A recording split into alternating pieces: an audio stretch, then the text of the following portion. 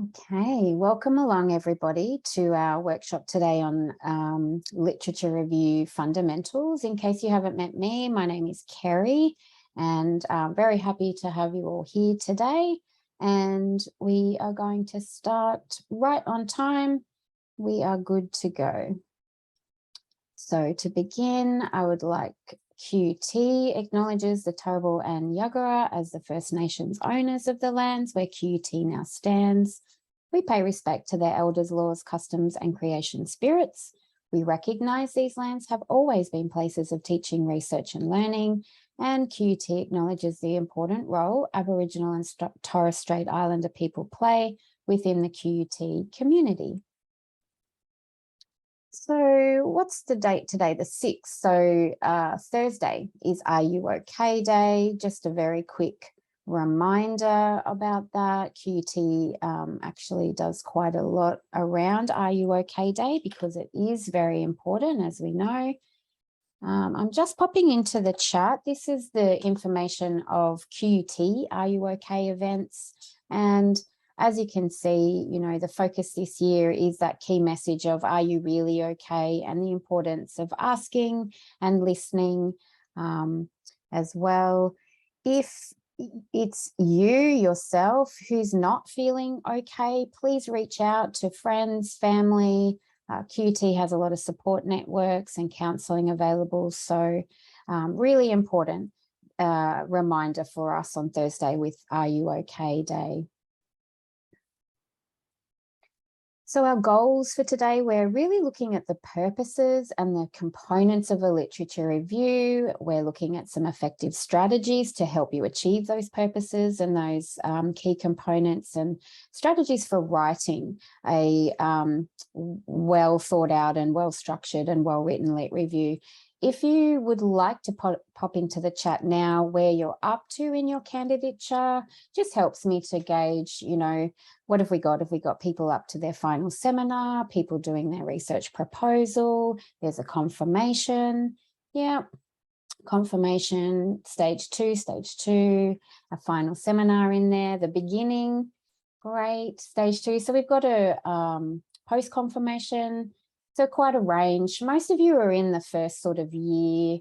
Some of you are halfway. Yep, final year, a couple in the final year. Okay, excellent. So the thing to think about with any of the writing sessions that you come to with me is I'm always looking at strategies for that whole period, okay? The proposal, the confirmation, the final seminar, the external examination. So when you're listening and doing the activities, just think about where you're up to and what your needs are.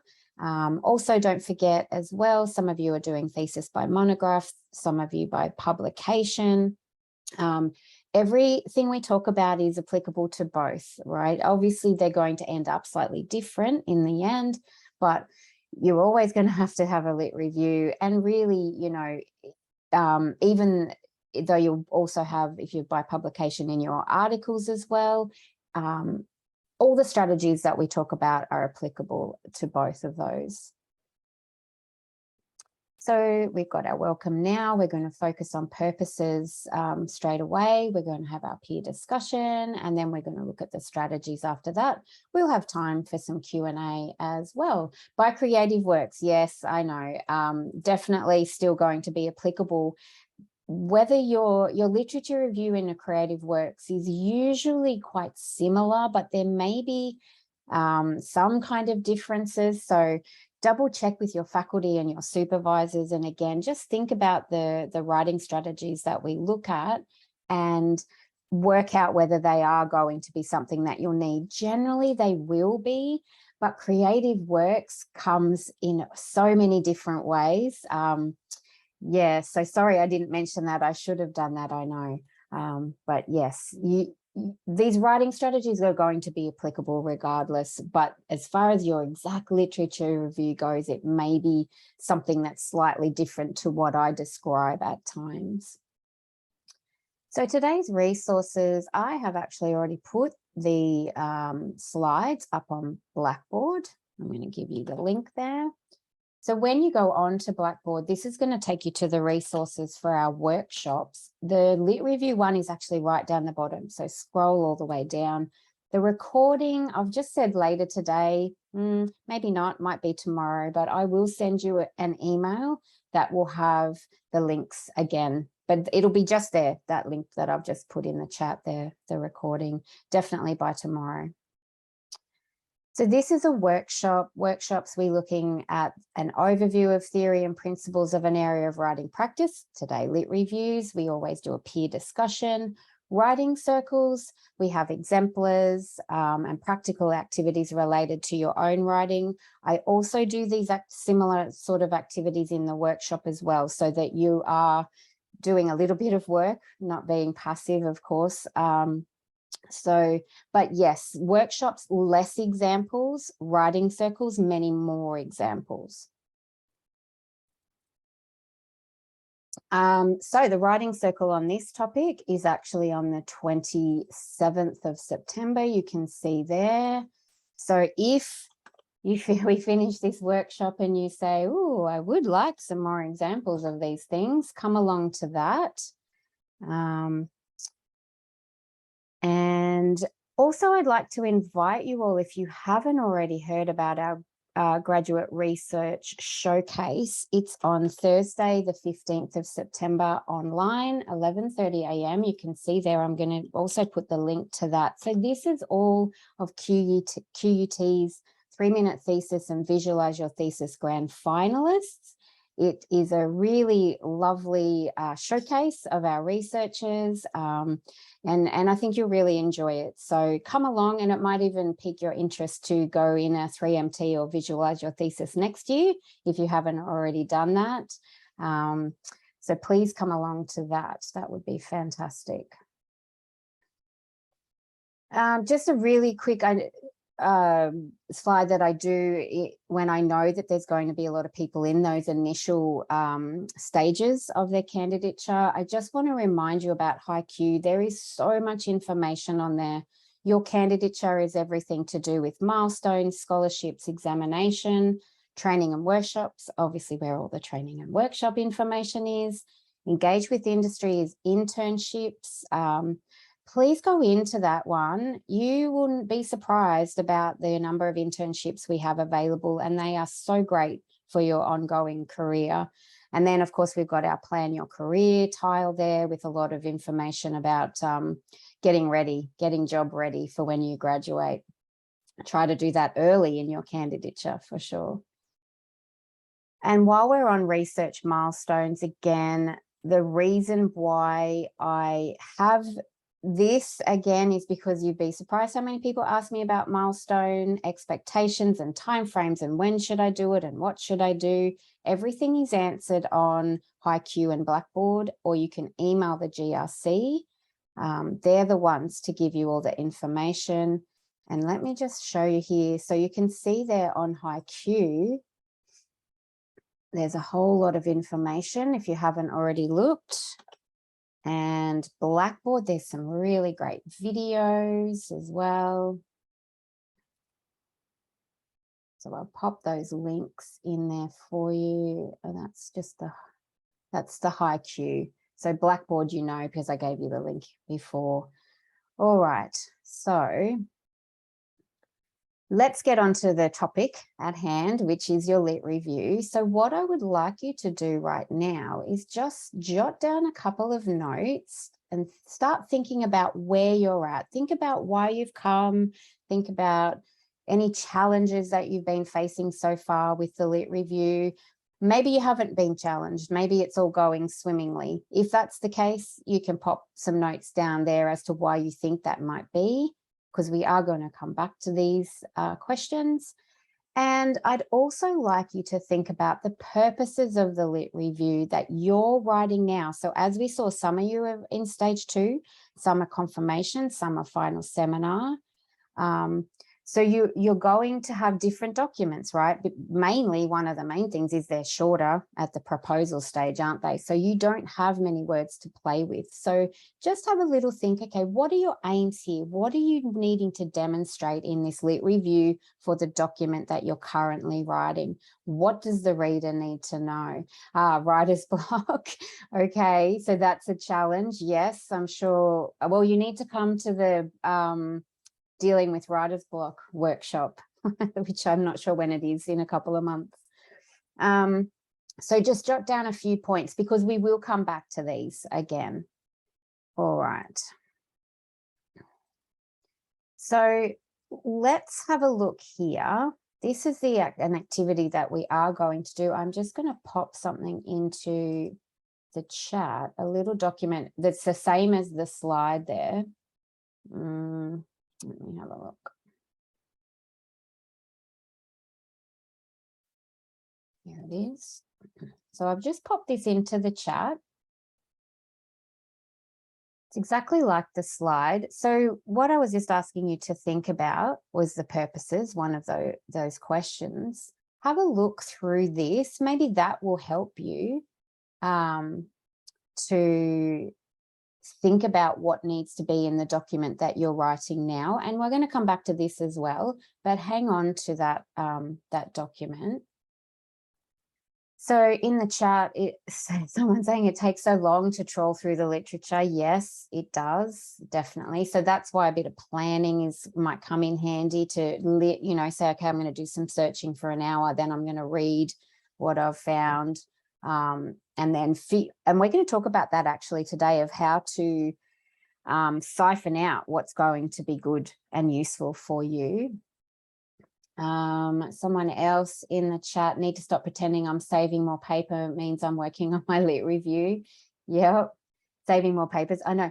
And I that's one of my favorite things, is the thrill of the chase and finding that perfect couple of articles that exactly say what you need for your argument or for what they're saying for future researchers. So yes, that's the fun bit, finding them for me. And then the hard work begins, doesn't it? All right, so you can see there's quite a lot going on, isn't it? So think about the document that you're working on. As I said, you may not need all of these, but it does provide a very good overview. Now, the other thing to think about today, one thing I didn't mention at the start, is writing a journal article. You still obviously need a lit review, don't you? And then again, this is going to be even more squashed as far as words go. So really, really important that you get straight to the point and you pull out the main things that you need. So again, something like this overview, you couldn't possibly put all of this in a lit review for a journal article, I wouldn't think. Unless it's a review article, then potentially yes. So it's really a matter of figuring out what's essential for what you're doing at the time. All right, so let's start looking into the purposes and components. Yeah, so someone said in the chat, not sure if my literature review covers all the requirements or if I need to go further. Yeah, and there's a lot of toing and froing and thinking and working those things out. And again, that's why it's really important to think about the document that you're writing now, because your final thesis, yes, most of those things you can cover because you have a lot of words that you can use at that point. But certainly a stage 2 or a research proposal or a journal article, you're very compressed, and it has to be very focused on what your needs are for that document. All right, so we've just got a quick poll.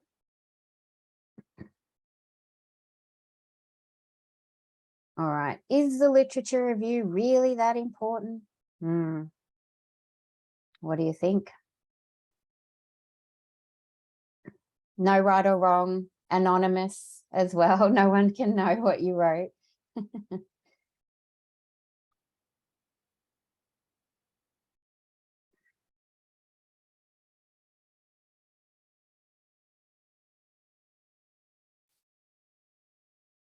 Okay.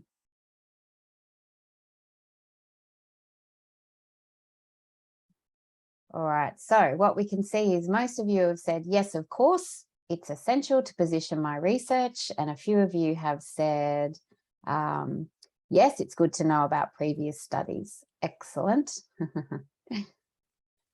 All right. We've got a couple of comments in the chat. My way of framing the lit review is telling the story of the thesis, whereas the body is exploring the issues. Yes. Difficult to decipher how to create a lit review that is cohesive but doesn't repeat the information that's presented in the introduction and my results. Good. So we're going to talk about that a bit later, but I will say repetition is good. You're writing a very massive document, potentially not as much in the proposal because it's not a massive document, but your final thesis, repetition is good. It helps the reader. But we need that balance, don't we? We can't have too much. So that's a really good point that's been raised there, that realistically, everything in your lit review has to have been raised in your introduction. And the results to some extent as well. There needs to be those common threads all the way through. So I think maybe don't think of it as repetition, think of it as consolidating and ensuring that the message is getting through. Is the literature review really that important? Short answer, oh yes, it actually is.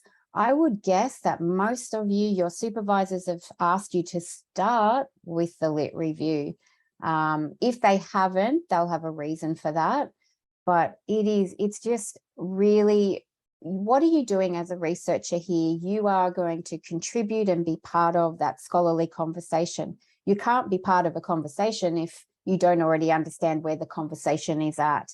So a really good analogy from an excellent book that I use called Write Your Journal Article in 12 Weeks.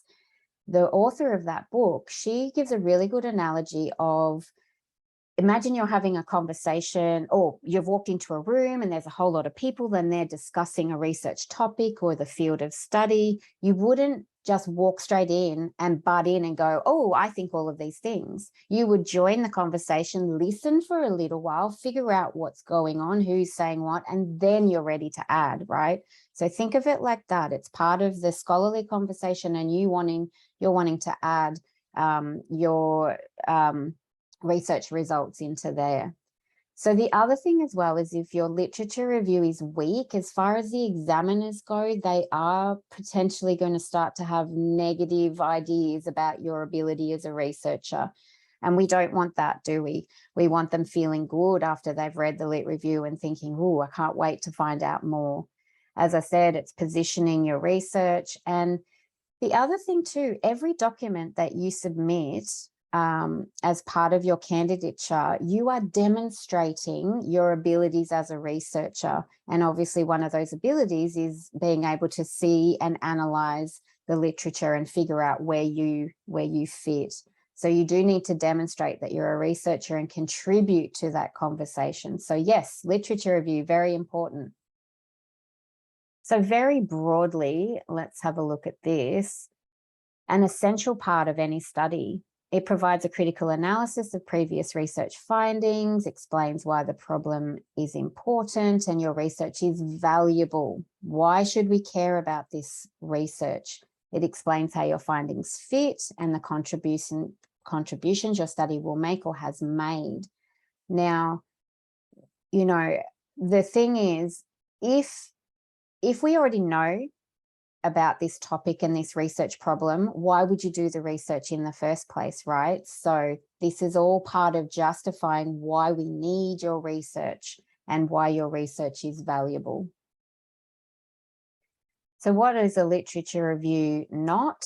And that's summaries. So make sure you don't keep on saying someone said this, someone said something else, and someone said this. We want your judgments in there. We want your critical voice, which is one of the things we're going to talk about in a little bit, about how you can achieve that. And you're a researcher, okay? So we need to position your research within that field of study.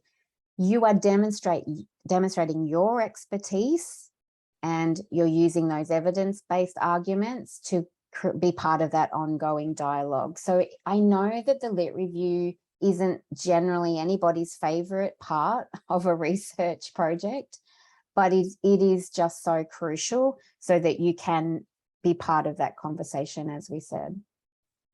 So have a think about what kind of literature review you're potentially writing at the moment. Is it narrative or is it systematic? If you are writing a systematic literature review, there's a very excellent workshop that you can go to. I'm just popping the link in here. Now, everything we talk about today about writing strategies would relate to both narrative and systematic, but systematic is very strict in the way that these are undertaken. So you'll have to be very aware of that and work out the way systematic reviews are done in your field of study, of course. So I really recommend going to that workshop if you can. But certainly the writing strategies that we're talking about will be applicable to both. So let's look at the process of writing your literature review. So usually you initiate it. It'd be very unusual if you didn't during the proposal stage, and then you're continually refining. And that's one of the challenges, isn't it? Once you've done your confirmation or your research proposal for your MPhil, you know, you're going to go along, you're going to collect and analyze your data, start writing up your discussion and conclusion. So, you know, but don't forget about going back to your literature review. That's one of the challenges, isn't it? So with your planning initially, the literature review purpose, as we said, is about, well, what's the exact problem and aim? You're having to locate all those sources. You're reading widely, reading, thinking, writing, seek feedback, and we've got that continual iterative process there. So seeking feedback and redrafting right until submitting would be something we would normally have to do, particularly that final document as well, and making sure that it's exactly where you need it to be and updated. So initially the lit review is really about you and figuring out, what do you want to exactly research? What's your focus? What's the scope and what's the direction of your research? You would, at the beginning, you would have a very good idea, of course, but this is just going to underpin and ensure that you're on the right track. So that initial stage of the literature review is really all about you and getting your thoughts in order. So you're clarifying your research problem. So have a think about your research problem that you're got so far. Are you doing any of these? If you want to, you could write into the chat.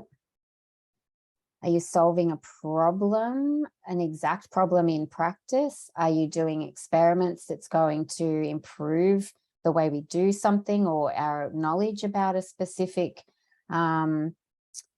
industry? Is it theoretical? Are you expanding on a theory? Are you improving best practice? So media ethics. All right. So what's the problem with media ethics? Sorry, that's a really dumb question because I do know the problem, but articulating that into, yeah, that's that's a very big topic. Yeah.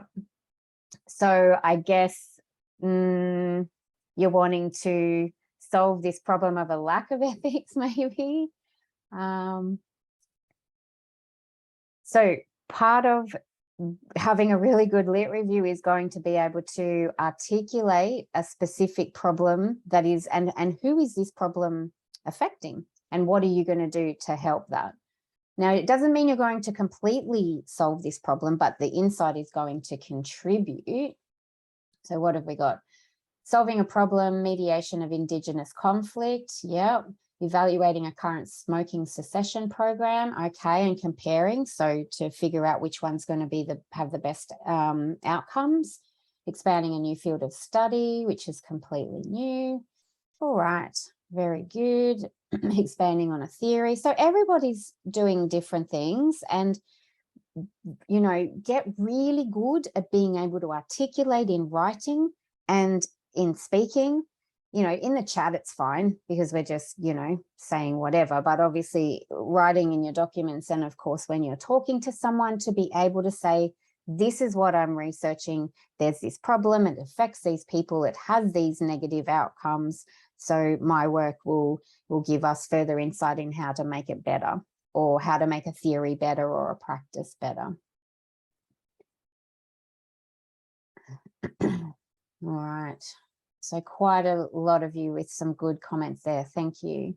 All right, let's keep going. So it also helps you shape your study, because understanding what's already been done, of course, will make sure that you don't do what's already been done. We need to find that new contribution, don't we? And also the lit review is where you figure out your research aims, and your research questions come from the aims, which have come from the problem. So you've got that nice progression, but it's iterative again. You know, you'll be reformulating your aims and questions for a little while, but the literature will definitely help you with that. Also, of course, the literature review helps you with setting up the background, helping you justify why, you know, we need this information and why we need your research. So ultimately, though, it's not about you. It's about the reader.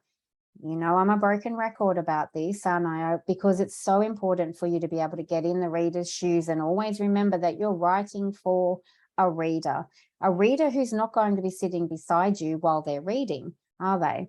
Now, you can be thinking of your reader as being your supervisor, or I would, if your head, even now, I would be thinking about the fact there's going to be examiners, okay? Not to scare you, but to make you really be aware, again, what are you demonstrating to the examiners? What are you going to do to persuade them that this is important research that has value?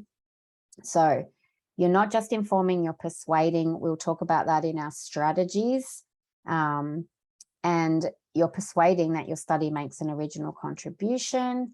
Your lit review is also going to give information and persuade as to why your theoretical or conceptual framework is important and useful and appropriate.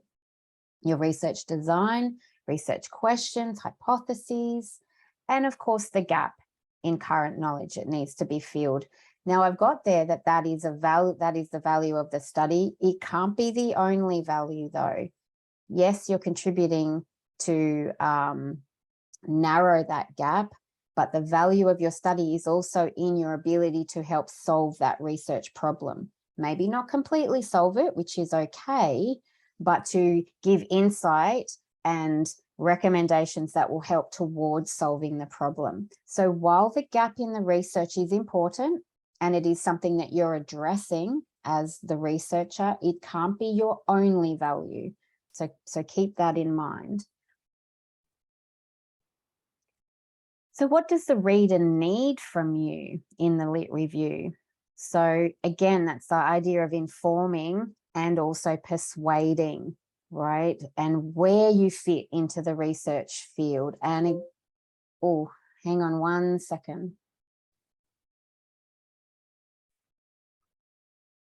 Right. So yes, you need to persuade the reader that the research is needed. And then how do you do that? It has to be with evidence, right? And initially in this lit review, the evidence is coming from previous studies and the literature in general, isn't it? Eventually, the evidence is also coming from your research results, which is really exciting. At this point, it's all about the literature, isn't it? And using your voice to make judgments about the evidence and make judgments about previous studies and where the body of knowledge is at the moment, and what's the limitations there, and then be explicit about how your study is going to add to this knowledge. So again, every document, I want you to be thinking about, what are you demonstrating? Okay, what is it that that the reader needs from you? And we're always demonstrating your deep understanding of the literature or your deep understanding of the research problem, the background. And then by you giving your deep understanding, the reader then also gains that deep understanding, which is your aim. And not only that, you're demonstrating, think of the examiners here, you're demonstrating that you are an excellent researcher, that you can review the literature in a critical way, that you can design and implement a robust research design that's appropriate for your problem and your questions. So every document that you write and submit, your proposals, your confirmation, your final for your MPhil, your PhD, whatever it might be, you are always demonstrating that you know this stuff. And that's why you do need to inform and show the information and then go even deeper. What does the information mean? And then that then shows your ability as a researcher and the value and significance of your study.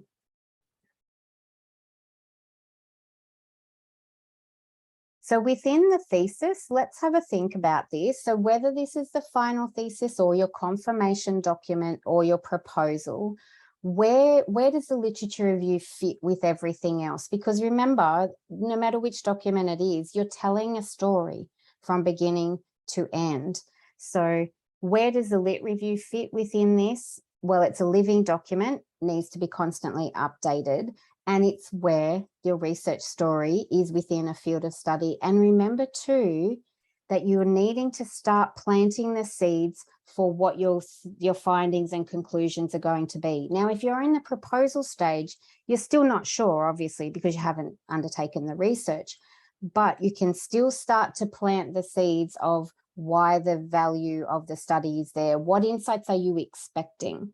And then, of course, in your final document, you'll be able to, you know what you found now, so you can go back and make sure that those seeds are there and they're really clear and leading the reader where you want them to go, which is towards your final conclusions and recommendations.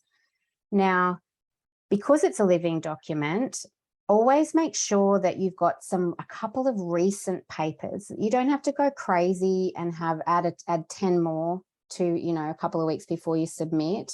But obviously, if you're submitting in 2022, but you did your first literature review back a couple of years ago, when you're going back in to update your lit review, make sure you add a couple of 2022 papers if you can. You should be able to. As I said, don't worry about adding 10.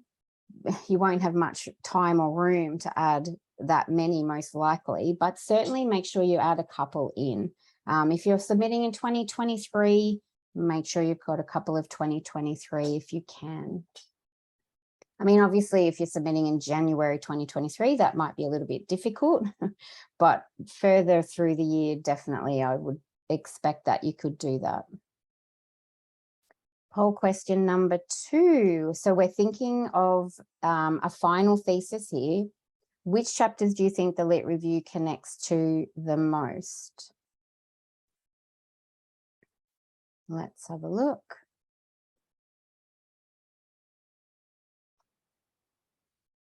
Okie dokie. So what have we got here? So most of you have said introduction chapter or discussion chapter, a couple of conclusion and methods. So I'm not going to say that anybody is wrong at all, because yeah, you're right. It actually does have a connection to all of those chapters. The main chapter I would say that it actually connects to is the discussion. Why do you think that would be? Any idea?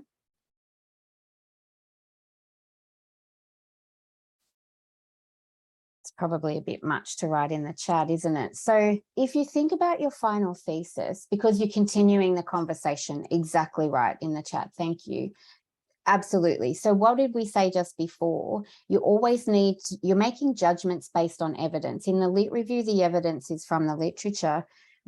In the discussion, your results, your empirical evidence, plus bringing back the literature as well, isn't it? So if you need a little bit of a tip around how to structure your discussion, have a look at what you did in the lit review. And if that worked really well, potentially you can utilize some of that.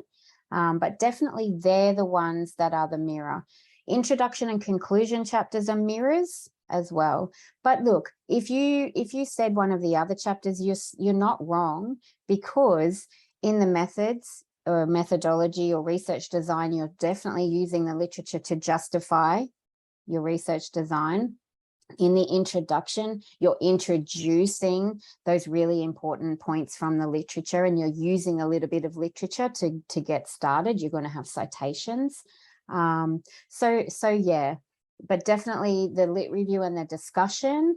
So when you're writing your discussion, that's the really good time to go back to your literature review and make sure it's where it needs to be. Do you need to add something? Do you need to tweak something to make it align really nicely with what your eventual findings were? Yeah, so in the chat again, the similarities and differences between my findings and findings in the literature. Yep, exactly right. That's why they align. So yep, literature review and discussion are mirrors. The other thing too, when you are writing your discussion, if you had an unexpected finding that wasn't discussed in your proposals or confirmation, you will need to go back and just add something into the lit review. There shouldn't be anything in your discussion that wasn't in your lit review. I know that feels like, but I've already written the lit review. Am I allowed to go back and change it? Of course you are. Absolutely. You need to. You'll need to change it a little bit. Maybe not change it, but add to it as well, because now you know so much more. Now you've finished your own analysis. So let's have a closer look at some of those purposes in that document that I gave in the chat. And we're going to pull apart a few of them, just the ones that I've highlighted. So you can see there, seminal papers and authors, yep, that's a given. Your examiners, they will potentially go straight to your reference list and have a look. What's in there? Who's in there? Are the important people in there? So make sure you've got those in. Theoretical and conceptual framework. I know for a lot of you, yep, I can put that in the chat. I know for a lot of you, you might have separate chapters for your theoretical or conceptual framework, and that is perfectly fine. Sorry, let me just pop this back up in the chat. There it is. Identify issues in my field of study that are not included. Do you need to do that? Maybe, maybe not. It just depends. You might need to say, hey, I'm aware of these other concepts of this other stream in the literature, but I'm not including it because of this reason. You might not have to do that, but you might. See what your supervisors say, see if it's appropriate or not. Time frame, figure that out. Depends on, again, your field of study. For some of us, we can go back 30 years and it's still relevant. For some of us, going back 30 years would be crazy. All right, so you'll have to figure that one out. And of course, any controversies or debates, you'll need to take a stand as well. Never sitting on the fence. All right, so first up, what's the problem? We already touched on this, didn't we? And a few of you put your problems in the chat. That was great. But it must be very clear and explicit and articulated from the very start. Doesn't matter what document you're writing. If your reader needs to get to page 4 to figure out the research problem, too late. Page 1. Doesn't matter what document you're doing. I want it on page 1. And you're using the literature as evidence to inform and persuade that this is an urgent and challenging problem. We need this insight. We need my research. We need it to help to solve this problem because it's having negative impacts on stakeholders. This must be articulated very clearly and from the very beginning, because as we said, if there's no problem, why are you doing a study? Now, in amongst all of that, of course, is we've got this problem, but hey, how great is this? Your research is going to provide some insight that's going to help solve the problem. So the research gap, what do you think? Most important part of the literature review? As I said, yes, we do need to talk about that, and because you're contributing to that research gap, but it can't be the only value that you're bringing. You're going to also bring insight, explanations, recommendations, on top of this. So yes, research gap is very important, but it's not the only thing that you're achieving. And I guess saying why the gap is significant and needs to be filled brings us back to your problem, doesn't it? But the research gap does help towards persuading the reader. So I'm not saying it's not important. It's very, very important, but it can't be the only thing that you're bringing to the table. I've just got down the bottom as well. Don't promise too much. You're one person. So, you know, find that balance. Yes, you're going to solve or give insight towards solving this problem, but it doesn't have to be a problem that affects the entire world. Okay. It can be a problem that affects your stakeholders, and that's still very, very important and important for them.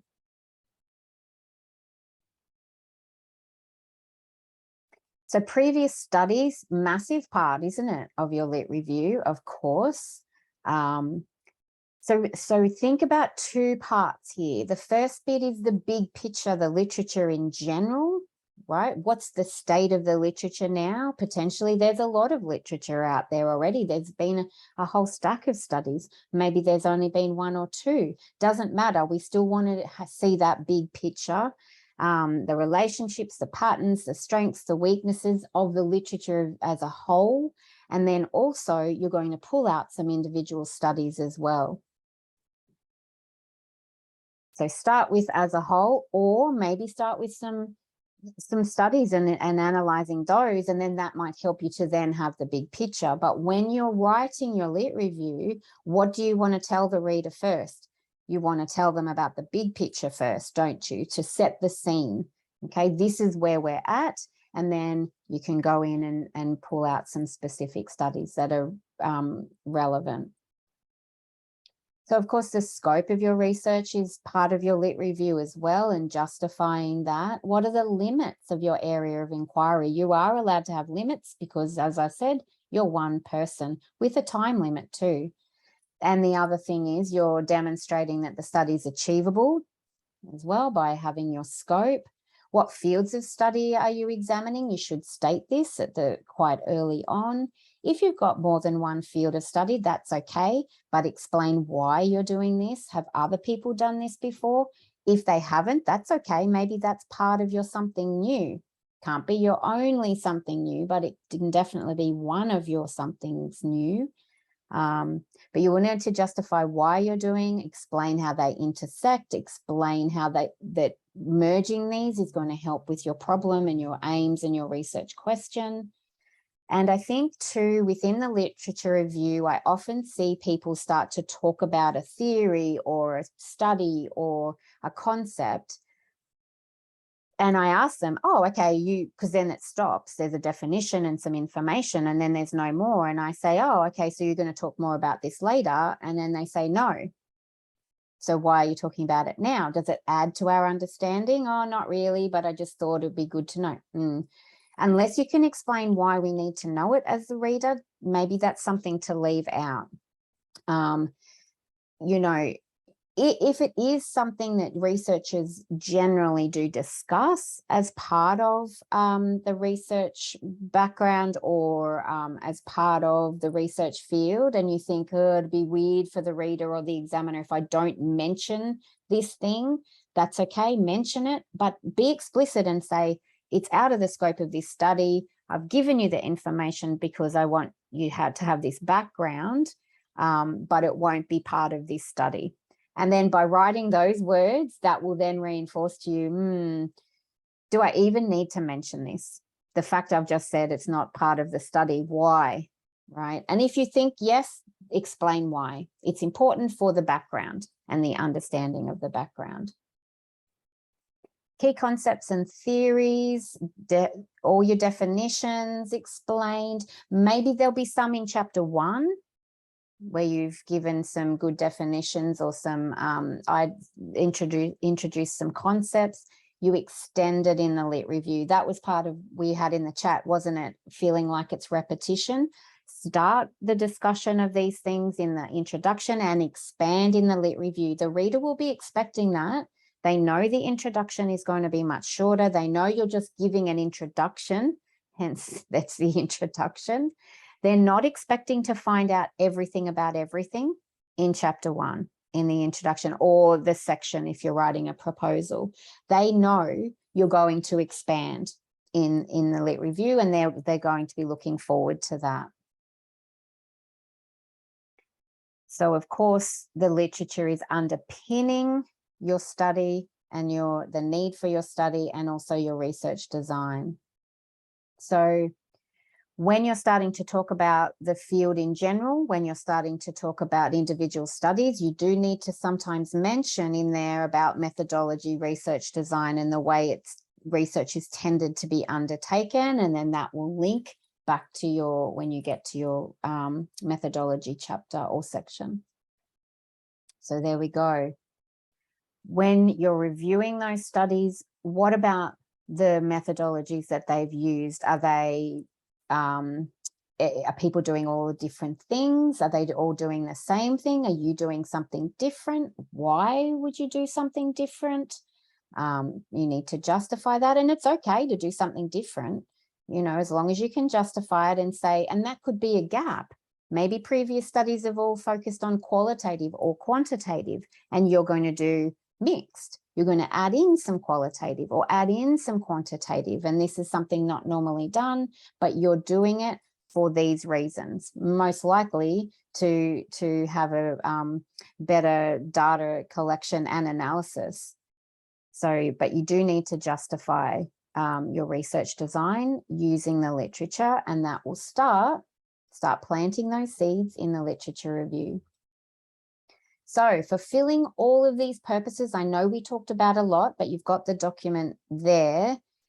That demonstrates your critical thinking and your abilities as a researcher. So don't underestimate the importance of the lit review in demonstrating all of those things, that you know what you're doing, you're an expert in the field, and you are a researcher who knows how to analyze the field of study.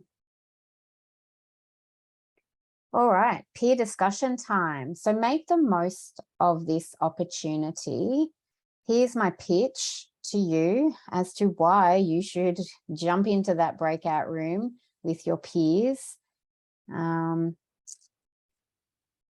Right, so knowledge we get from engaging with others and having interactions. You'll be more aware of your strengths and weaknesses. You'll get new ideas. And, you know, at the very least, you'll be able to go, you know what, I know what I'm doing. When I talk to my peers, I can see that I'm very knowledgeable and I'm on the right track. If you go in and you learn a couple of things, even better. It doesn't mean you weren't knowledgeable. It just means you needed to enhance that knowledge and gain some more understanding. So I'm sorry that I have to do that pitch, but believe me, I do.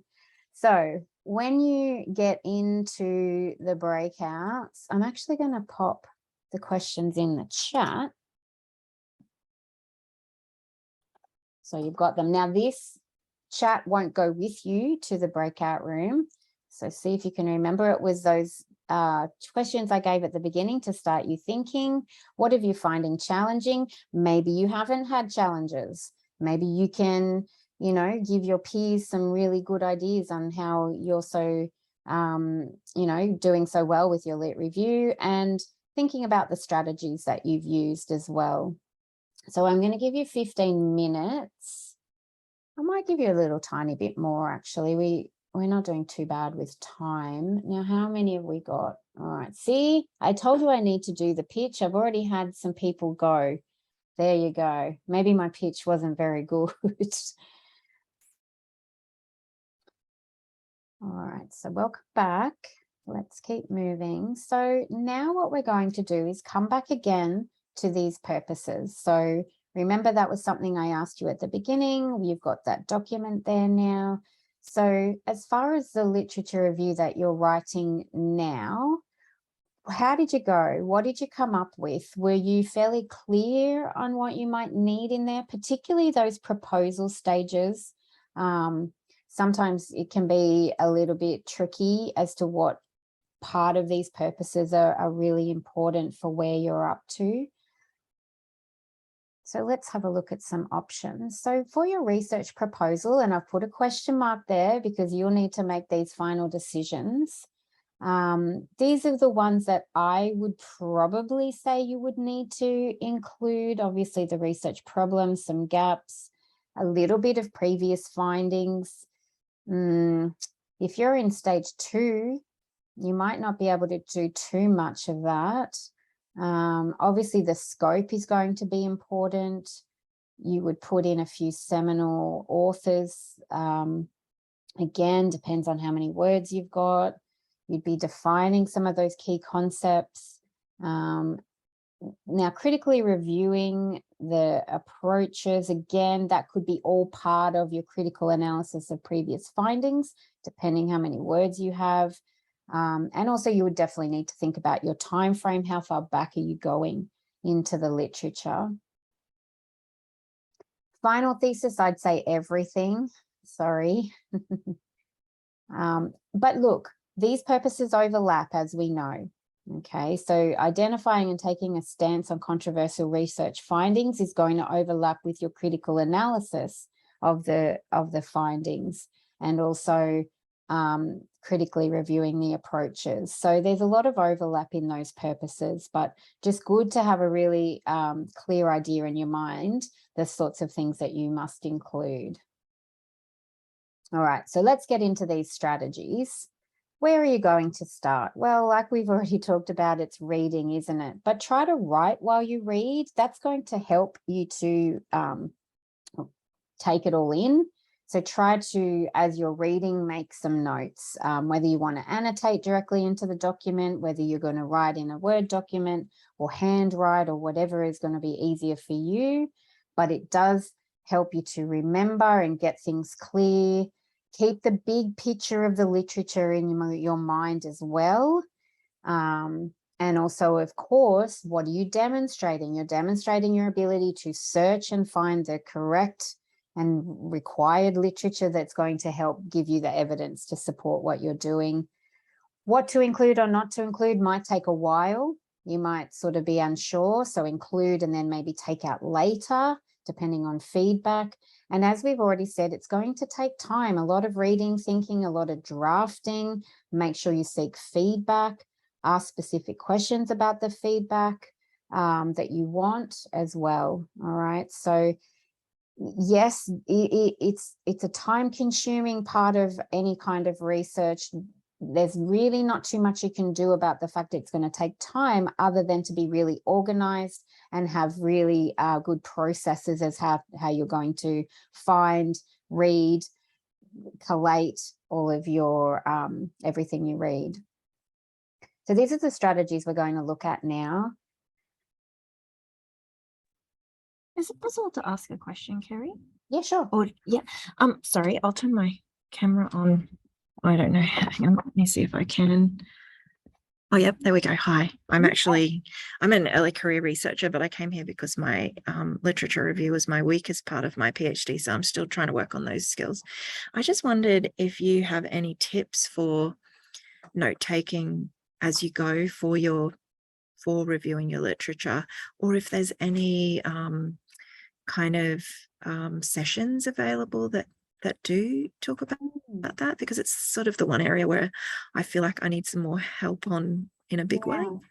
The library might have something around that. I'm pretty sure they will, actually, because they focus a lot on the searching of the literature. You know what else you could do is go to your faculty librarian.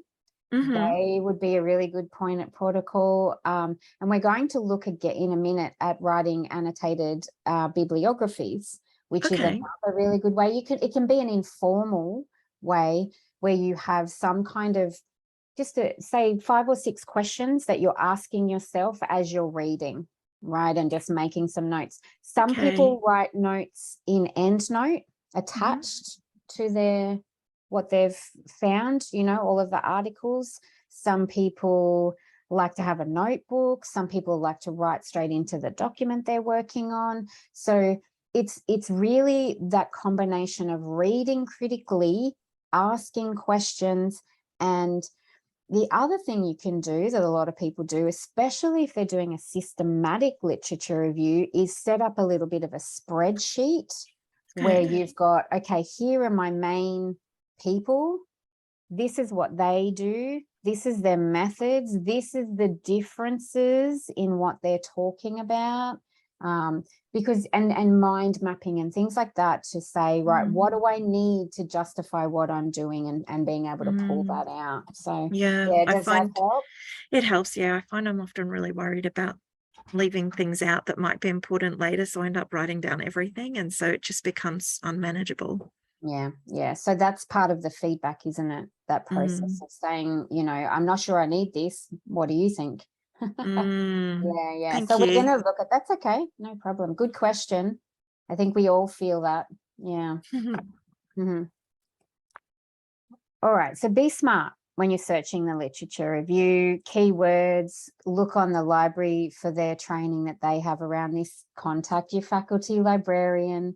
Don't forget about books about writing literature reviews. I know that sounds weird, but can be helpful. We need to obviously read widely. And now the other thing is, if you find some really good articles, look at their reference list, and then that's a good way to find more.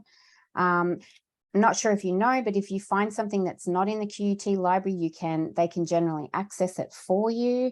And of course, setting boundaries around your reading and your searching to keep it under control, because all of a sudden hours have gone past, haven't they? And you've been sitting there reading, not a waste of time in no way, shape or form, but if we can be actively reading, that's going to help get everything clear in your mind. Okay, so ePrints, you can utilize ePrints to help you to find a thesis that's similar to your research topic. That's really, have a look at their literature review. So you can find one that's written in the same format as you're doing. Be smart about managing the literature. So what's your software that you're using? Have you got a system for storing papers? Note-taking, annotating, which is just what Michelle was talking about as well. How do you keep track of your thoughts and ideas? So try to have a system that works for you. Some people like printing. Some people don't want to print. EndNote drives me insane. So EndNote is not for me. Okay, maybe you love EndNote. Then maybe EndNote is for you. Also narrowing what you need to read, what you need to include. So time frame, the context. So we're going to look at this at the minute, but as you should know from reading the abstract and the introduction, is this useful for what I want to achieve in my document right now? Anyone got any? So someone said Evernote is really good for note taking. Yes, that's a good one. The other one I had that I used was, I think it was called iAnnotate, because I started thinking, oh, I'm going to be really good for the environment and not print and do everything on my iPad. Then I found printing was just way more easier. Sorry, environment. So yeah, you need to get a system. And then, so of course, when I'm printing, I had piles depending on the different themes. Obviously much easier to do that electronically. But then I just found that didn't help my thinking, and I ended up printing. But do what works for you, obviously. Now, this is really cool if you haven't seen it. You put in your topic, choose an article, then it gives you more related papers. So the idea is you start with a seminal article and then branch out from there. So the papers are arranged according to similarity. So you can see the close dots means they're similar. The color is the publishing year. And the more those lines are saying that these papers are similar. I do have the link for that.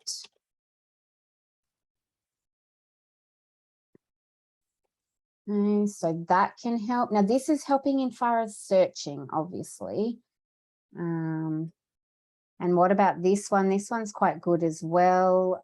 Open knowledge map. So this is a mapping tool it creates about 100 recent papers based on the keywords that you put in. So you can be really broad or you could be very narrow. So you can see the circles there. The bigger the circle, the more articles there are. Popping that one in the link as well. So a couple of tools there. Now, again, you know, we can't spend all our time searching and reading. We have to start writing as well. So try to do a little bit of both at the same time. Thinking about as well, you know, staying on track, thinking of your planning. How many words is your literature review going to be? Set up some draft subheadings and then also begin thinking how you might structure. There's many different ways you can do it. Different streams of literature, chronologically, if that makes sense for you, thematically, maybe a combination. Okay, remember you want the big picture first, the lay of the land. How is the broad literature, you know, describing that and critically analyzing that, and then coming down to then look at some specific studies. But obviously, your final thesis is going to be a much longer chapter there. The proposal is very short, isn't it? So you've got to say a lot in a very short time. So if you can start planning, set a few draft subheadings, they will be changing down the track, but that's okay. That's a good way to get started. So every literature review chapter or section will have unique subheadings, okay? I can't say to you, oh, here's the subheadings for your lit review. Not going to work. It's going to depend on what you're studying, all right? Now, I want you to bear in mind that those subheadings are so important because your table of contents should always shed light on your study and not confuse the reader. If we look at your lit review, we should be, your table of contents, we should be able to have a fairly good idea of where you're taking us. So we want, you know, smart subheadings, not vague ones. So we're going to look at some examples. They are all from a final thesis. So I want you, as we're looking at them, what do you notice about each example? About the structure, the subheadings, the length of the chapter. Let's have a look. Now, resilience of water supply systems in meeting the challenges posed by climate change and population growth. What do you notice there about those subheadings? What about the length? It's pretty long, isn't it? 21-ish pages. Makes sense for a final thesis. Notice anything? Tell me about these subheadings. What are they linking to? They're linking to the title, aren't they?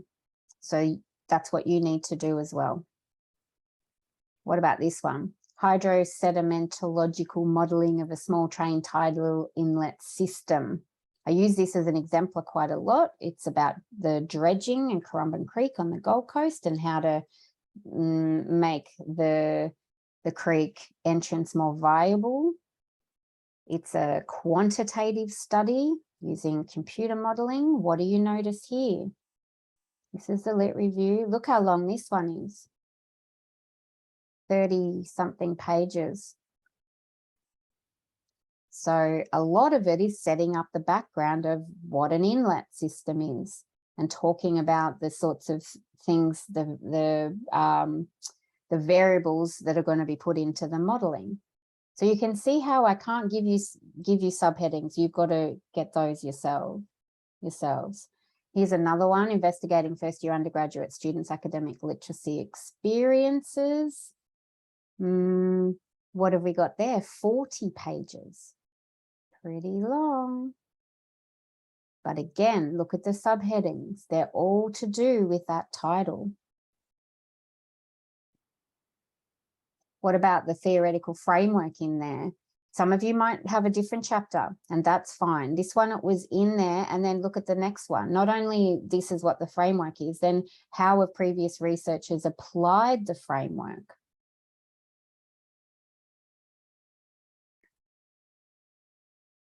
So what we can assume with this, with the one before, and the one before? What do you think is going to happen in the discussion?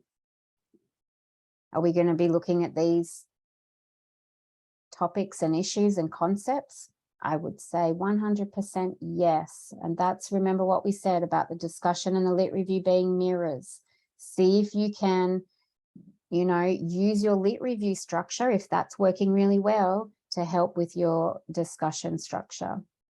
So what they demonstrated there was the uniqueness of the subheadings. Maybe for a chapter 1 and a methodology chapter, I can give you some guidance on some subheadings. The literature review, I can't. It's going to be completely to do with your research topic. But those subheadings are explicitly linked to the title and what's being investigated. So in your notes, put some key research concepts that maybe you could use as lit review subheadings, or even have a look at the ones you've already got and see if you think that they're clear enough. Can't be vague. Okay, I'll give you 1 minute to do that.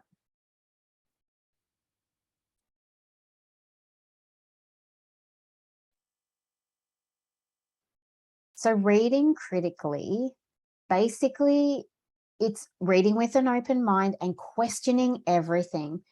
Know what your purpose for reading is. Every time you pull out an article that you think, okay, oh, this looks good, this might be helpful for me. Why are you reading it? Is it purely to get some background and a deeper understanding? Does it look like a previous study that you can add to the ones that you're analyzing as part of the broad literature review? Is it one that you can investigate and analyze even further and pull apart? Think about what the writer's purpose is. What assumptions are they bringing? How well is the article written? What kind of writing practices have they implemented? Does it flow well? What sort of subheadings are they using? Have they got some really clear arguments that you agree with or potentially don't agree with? And what's really important is to be able to say to yourself, okay, how does this add to your understanding? Is it something new that's given you more understanding? Is it something that's consolidated your understanding? You need to be able to interpret their meanings, analyze, reflect back on how it was different to other things that you've read. This is where maybe having that spreadsheet that I talked about might be helpful, particularly articles that you think are very, very good and helpful for your evidence. And then write some little summaries in your own words. And if you can annotate while you're reading, that's going to help clarify your thinking. Now, what I used to end up with, I'd have an article and I'd almost highlight the whole thing. Oh, that's good. Oh, that's good. That's good. That's not helpful, is it? So what I learned to do better was to just pull out the things that I could actually put into my document as evidence, as opposed to highlighting everything that clarified my understanding. Unless it was going to be helpful as evidence, then highlight it. But if it's just helping my understanding, then write a few notes, but keep on going. So another option could be write an annotated bibliography. Let's have a look. What do you think an annotated bibliography is? This is our last poll. Again, it's not a trick. See what you think. It's anonymous.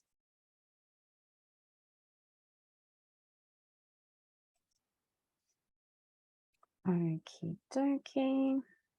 Let's have a look. So yes, most of you have said that it's an effective way to clarify and evaluate the usefulness of my sources.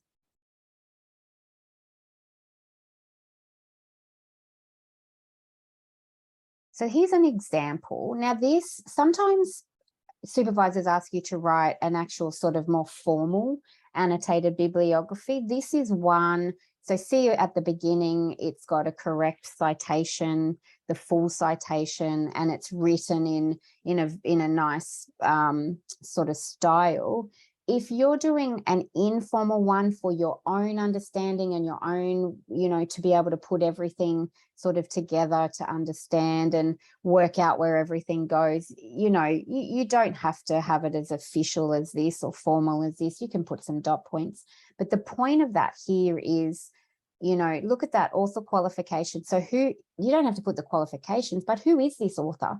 Are they somebody who's an expert in the field and you've read other articles about them? It doesn't mean if they're not seminal, doesn't mean you can't include them, but it's good to think about, well, where are they coming from? What are their aims here in this? What methodology have they used? Have they got limitations? How have they contributed to the field and your understanding? And the most important one is usefulness to my research. Okay, so by looking at it and saying, okay, this is an article that I can use as evidence to support the research problem or to support the way I want to do my research design. Maybe it's all of those. Okay, but to just really pull out the bits that speak to you and are usable for you in your document. So why do it? Helps track the sources, summarizes, makes you evaluate. You're the reader, evaluate. Is this research useful? Are there too many limitations? Maybe those limitations will help you to articulate the research gap. How does it compare to other studies? Similar, differences? Does it bring up some contentions? And so you're making evidence-based judgments about these sources, their applicability to your document and your literature review itself, but also how well this research has been undertaken as well. So, you know, dot points are okay if it's just, you know, for your understanding. I know my supervisor, I actually sort of submitted an annotated bibliography. So, you know, before confirmation, just as to show that I was looking at the right literature and that I was reading critically. Not all supervisors will do that though. So we've looked at the first three of those strategies. Let's look at the final ones. Big picture thinking. So sometimes we get very into the sections. I want you to keep coming back to the purposes of the literature review, the aims of the literature review, and where it is placed within your document as well. Mind maps, diagrams, tables, spreadsheets, annotated bibliographies. Print out your table of contents, check the flow and the structure there. There's some good mind map apps. Maybe someone has some more. Simple Mind, Coggle, MindMaster. But making sure that you pull back, you know, and look at the big picture of the literature review. You don't have to necessarily use an app. You can use a piece of paper. You can use Post-its. Put Post-its all around, and showing where everything connects is really helpful. So take time out and schedule into your planning a little bit of big picture thinking. Using diagrams is helpful. How does everything, and thinking about how you're structuring as well, thematically, chronologically, you know, you can draw any of these. You don't have to use any kind of application or, you know, but just using diagrams to get the picture right in your mind, and then you can get it right into the document.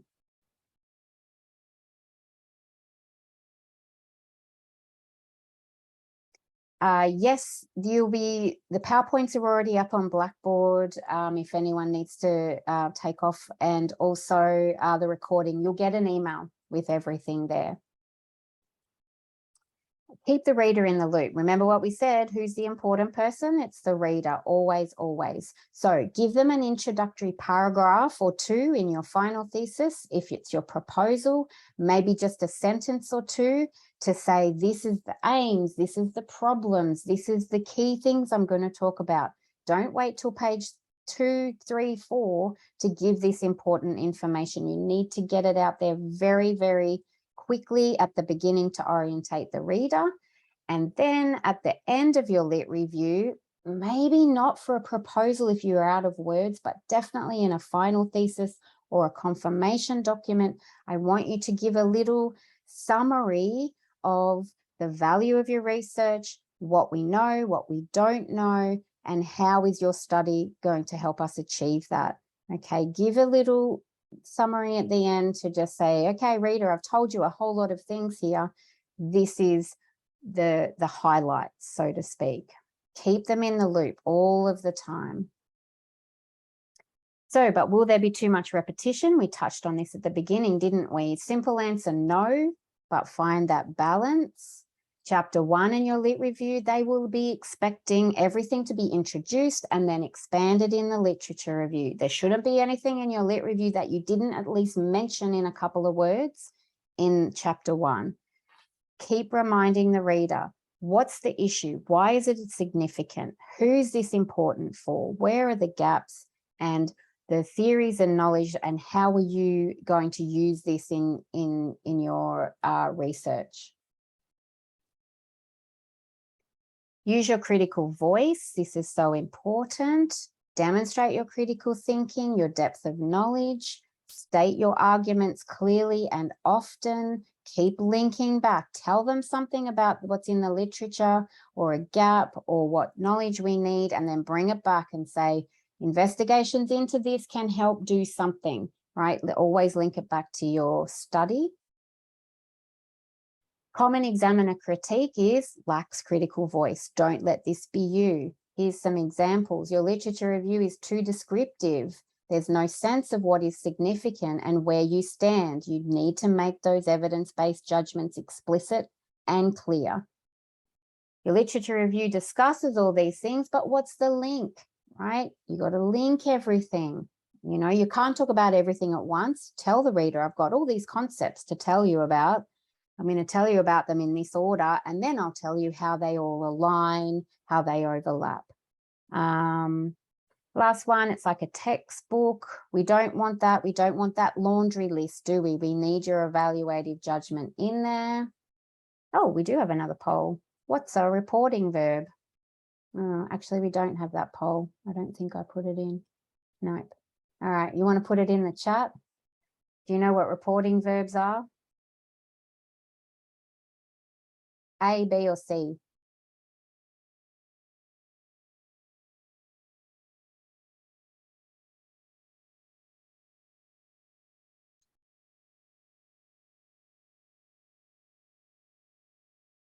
So it's B. You're reporting on other people's work. Sounds like a few people are in having, oh, D, words used to describe actions. Yes, that's what verbs are, definitely. Reporting verbs is how you report on the literature. So words have power. They report your position on other people's work. So if you're saying Jones claims or describes, then we're not completely sold on Jones's argument. Jones argues, contends. See how that's a stronger reporting verb? So Jones has a very strong argument. Now, then the next sentence should say whether you're agreeing or you're not agreeing. So reporting verbs are an important way to show your voice. So mix them up as well. Let's have a look at some more examples here. You can see here. So a lot of neutral ones you may have. Concludes, encourages, acknowledges, confirms. The stronger ones use for your seminal authors and your people who are underpinning the similar argument as you. Asserts, insists, emphasizes, and let me have a look. Now, I've actually got a link for this one. The Uni of Adelaide actually has an excellent description of reporting verbs. I've got it, put it in the chat there for you. Transition signals lead the reader through. So this is all part of using your voice. So you might say something about a previous study. However, there's a problem. Therefore, there's this gap and we need more We need more insight. You always need those to come back to persuading that your problem is important and your research has value. Transition signals we've got on Blackboard. I've just popped the link in there. Be explicit, right? Research proposal, you're in future tense. The present study will contribute to current understandings. The present study will provide further insight. When you're talking about the literature as a whole, we use present perfect because we've had research in the past and the research still continues. Previous studies, you can be in past tense. The whole literature, I want you to be in present perfect. Numerous studies have investigated, have found, have demonstrated. That's for your proposal. What about final thesis? You're then in present tense, no more future. If I see future in your final thesis, I will be cross. I do see it all the time, by the way. You've done the study now, no future tense until you're talking maybe about future research. The present study contributes to current understanding.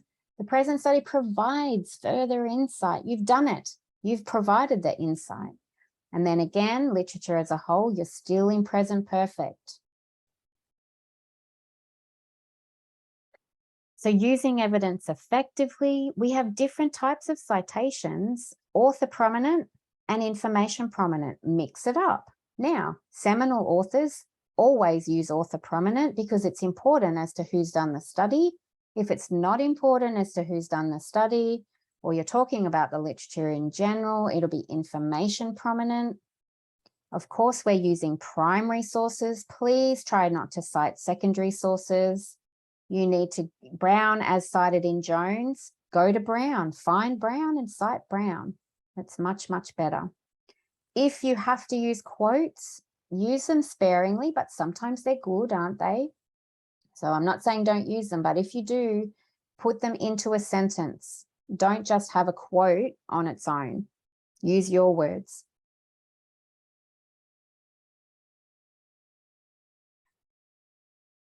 Avoid just describing. What about this?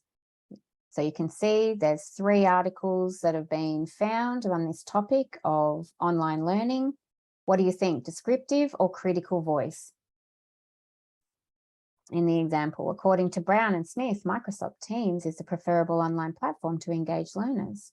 Jones has argued Zoom provides an engaging learning environment due to its simple chat function and breakout facility. Descriptive, 100%. There's probably one word in there that's providing critical analysis, and that's the word argued, which is a reporting verb, isn't it? What about this?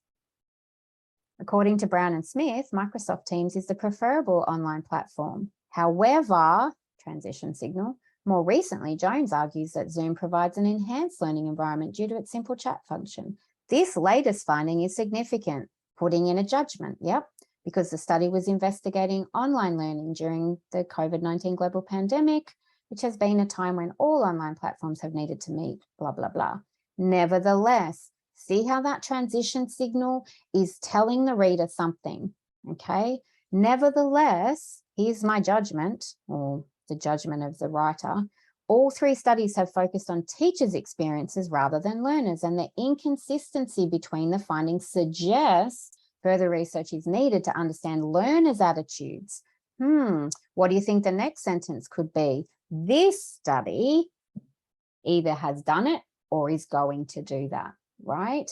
So we've got the description there. We've pulled out these great previous studies, and then we've put some judgments in there. Can you see that just by using your those great sentences that are very explicit and clear, and using transition signals can help to put the critical voice of the writer into this information. So it's not just descriptive, there's some analysis in there as well. The only thing missing is bringing it back to this study. So the next sentence would need to say, this study will contribute to doing this by doing whatever. Use of strong vocab, here's another example. Academic reading has a crucial role. So not just any role, a crucial role. Use these strong verbs. It's a weakness that requires urgent attention, not any attention, urgent attention. See how we're showing this problem is urgent. Previous research has given writing disproportionate consideration, strong vocab. Reading skills being neglected in disciplinary pedagogies. Neglected, strong word, right? All right, so I think this is our last strategy, is seeking feedback. Be an effective participant. Your lit review is challenging. We've accepted that. We've got some good strategies to get on track and to utilize, to be using our critical voice and our planning and our structuring. Now we need feedback on that. Two-way dialogue. When you send your lit review to someone for feedback, ask them specific questions. I'm not sure if I should include this. Is this adding to my argument? Can you see my critical voice here? Okay. If feedback comes back and you don't quite get it, ask for clarification. That's okay. If you disagree with the feedback, that's okay, but say why. Have a nice discussion. Okay. Try, if it comes back and there's a lot of constructive feedback that you weren't expecting, if it says this isn't where it needs to be, the feedback is on the document, not you. So breathe, don't respond straight away, get in a good frame of mind, and then start responding. To help you with your feedback literacy, I have HDR writing peer feedback sessions. I have about 3 a month. I'm going to pop the link in. Maybe some of you would like to come to one of those. They are really good. You get some good actionable feedback, and giving feedback also helps improve your own writing. If you will have any questions about that, let me know. You can email me. Common literature review challenges. Lacks a clear structure, right? So that's where your big picture comes in. Too broad, right? We need to narrow in to the importance of exactly your research problem and where you're going and your exact research project. You need, if you're pulling out specific studies, you need to give us some good information about it. In just a couple of sentences, you can tell us what their aims, who the participants were, what was the main methodology, and what did they find, and potentially limitations if that fits with what you're wanting to argue. Not up to date. Okay, remember what we said, you need some recent papers, not including seminal articles or researchers. If you're not sure, your supervisor might know. But again, reading widely is going to help with that. How do we stay on track? Well, seeking feedback, of course, but also thinking about the research that's put a significant contribution to your topic, being explicit, using your voice. Notice how other researchers in your field write their literature reviews, and always keep coming back to those purposes that we've looked at. Have you achieved those purposes, and are you demonstrating your deep understanding of the literature? All right, we went through that last bit very quickly. I'm conscious of time. So you've got a living document there, okay? Keep on working on it. Yes, you'll need to let go at some point, but if you keep on working on it, always think about the reader. What's the purpose? Have you achieved the purposes you need for your current document? And seek feedback. I can't highlight that enough. You know, that feedback is going to make your document great. All right, so we're just about at the end, nearly at our Q&A. We've done okay for time. If you would like to, well, I would like you to do the survey. You've got the QR code there. There's a link in there too. It's anonymous, only takes a couple of minutes. I do take the feedback on board. You know, you might need, you can always email me too, don't forget. I'll pop my email in.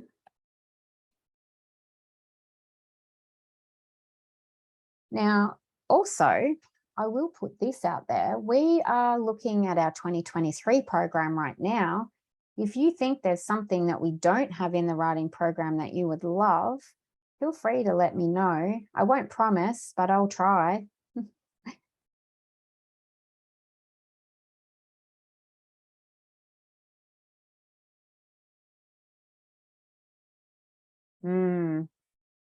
Okay, I'll write that down. That's one that I won't promise.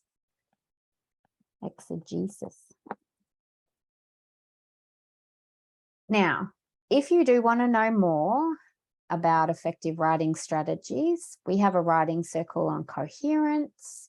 We have one on engaging your reader, talking about a lot of the stuff we've talked today, but in a more specific way, I suppose. We've been quite general today, haven't we? I'm just putting into the chat HiQ link.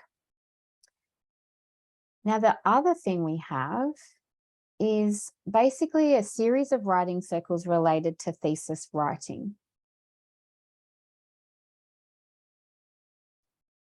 Now, we've already had the writing your introduction.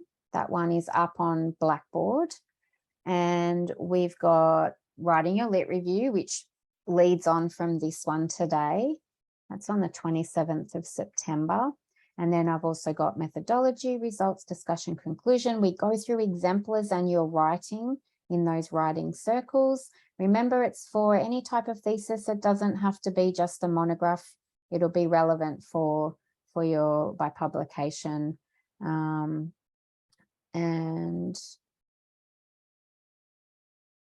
that's the writing your literature review, 27th of September. And also coming up, HDR Writers Wellbeing Lounge on, that must be tomorrow and next week. The one tomorrow is a hybrid, online and face-to-face. We've got common errors there. Self-sourcing and HDR internship, pretty interesting one if you can get to that one, if you're interested in internships. Really, really a good resource that QT offers. And you've also got your HDR Matters that comes out every week with everything. And of course, Blackboard. All right, cool. Oh, we made it. Questions. You can pop your mic on. You can pop something in the chat. If you need to go, that's okay as well. We just made it in time. I will send an email to you probably tomorrow, I think. And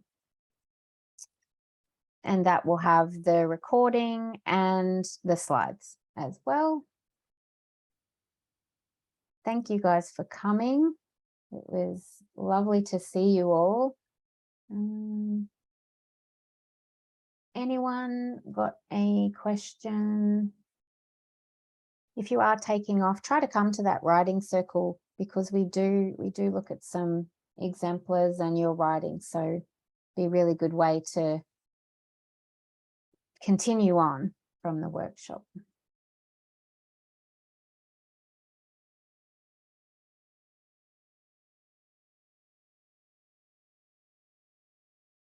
Looks like a lot of you are going, which is fine. Thanks for coming again. I hope I'll see you soon. We've got so much more coming up in semester 2.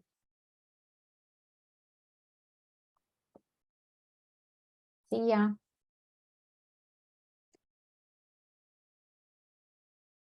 All right, I think we might wrap it up. Thank you everyone for coming, and I will see everyone soon.